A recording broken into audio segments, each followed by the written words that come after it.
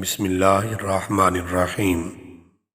حضرت سہل بن سعد رضی اللہ عنہ سے روایت ہے کہ حضور نبی اکرم صلی اللہ علیہ وآلہ وسلم نے ارشاد فرمایا، جنت میں ایک دروازہ ہے جس کو ریان کہا جاتا ہے۔ قیامت کے روز اس سے صرف روزہ دار داخل ہوں گے اور ان کے سوا اس سے کوئی داخل نہیں ہوگا۔ کہا جائے گا کہ روزے دار کہاں ہے؟ اس دروازے میں سے داخل ہونے کے لیے روزے دار کھڑے ہو جائیں گے۔ اس دروازے میں سے ان کے علاوہ کوئی اور داخل نہیں ہوگا۔